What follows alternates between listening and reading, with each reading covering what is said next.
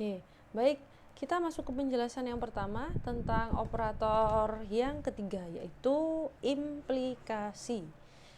Implikasi itu kalau di dalam bahasa Indonesia bisa diartikan sebagai akibat. Jadi sebab akibat. Jadi hukum implikasi ini sebenarnya lekat atau dia erat sekali kaitannya dengan hukum sebab akibat. Misalnya definisinya seperti ini, diberikan proposisi P dan Q. Jadi ada dua proposisi ya, misalkan implikasi dari P dan Q itu notasinya adalah P panah Q. P panah Q ya. Dibaca jika P maka Q. Dia akan bernilai benar kecuali dalam hal P benar dan Q salah. Jadi dia ini selalu bernilai benar kecuali dalam hal P-nya benar, Q-nya salah. Kondisi apapun kombinasinya dia benar, kecuali kalau kondisinya yang depan itu benar terus yang belakang salah, itu nanti kesimpulannya akan salah gitu ya. Implikasi disebut juga sebagai kondisional.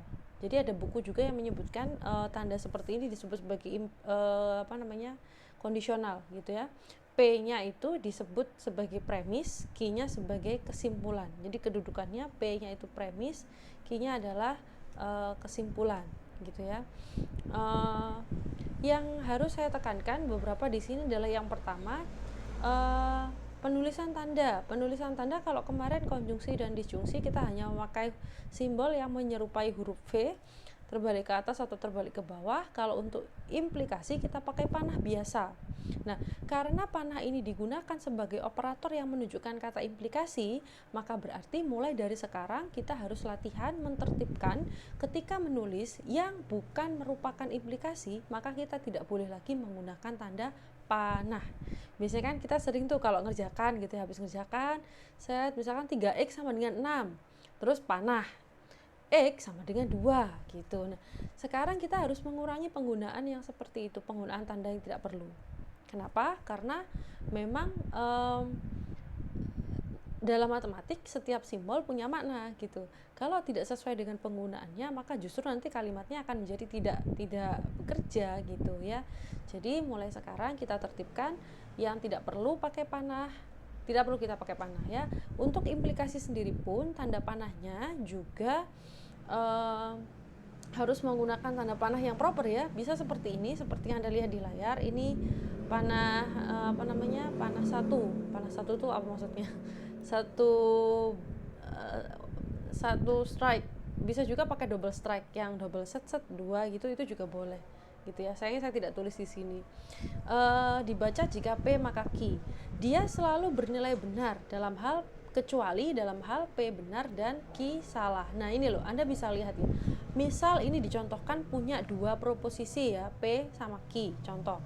Maka tabel kebenarannya kan berbentuk seperti ini, BBSS, BSBS. Maka kesimpulan untuk kasus implikasi, dia selalu bernilai benar apapun kondisinya, kecuali kalau yang depan itu benar, yang belakang salah. Ini kesimpulannya baru salah gitu ya. Dan karena seperti ini kita harus hati-hati ketika dalam konjungsi dan disjungsi yang kemarin, kalau ada operator, kalau ada proposisi yang dihubungkan dengan operator konjungsi atau disjungsi, maka mereka itu kedudukannya tetap setara, artinya dibolak-balik itu enggak masalah. Jadi misalkan P dan Q itu saya balik menjadi Q dan P, maka tidak akan mengubah hasil tabel kebenaran ininya. Begitu juga dengan disjungsi. Jadi kalau P atau Q saya balik menjadi Q atau P, itu maksudnya yang depan Q yang belakang P gitu ya, itu hasilnya tetap akan sama.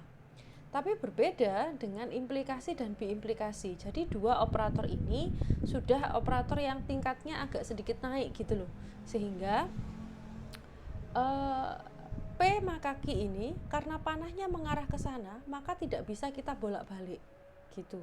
Jadi kalau kedudukannya antara yang depan dan yang belakang itu beda. Kalau ini yang depan lebih kuat daripada yang belakang gitu. Jadi nggak bisa dibolak-balik posisinya. Sehingga kalau mengerjakan tabel kebenaran untuk implikasi, Anda benar-benar harus hati-hati ya. jangan sampai terbalik, mana yang menuju kemana gitu ya. Jadi apa menuju ke apa gitu. Jadi harus hati-hati. Kira-kira begitu ya. Nanti sambil latihan di sesi latihan.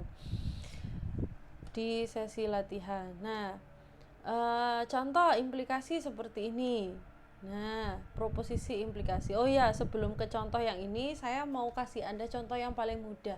Kalau kemarin itu ketika contoh untuk konjungsi dan disjungsi kan, kalau Anda masih ingat, contohnya itu ketika kasus disuruh beli sesuatu, beli rinso atau soklin gitu kan, beli sabun dan sampo, contohnya seperti itu.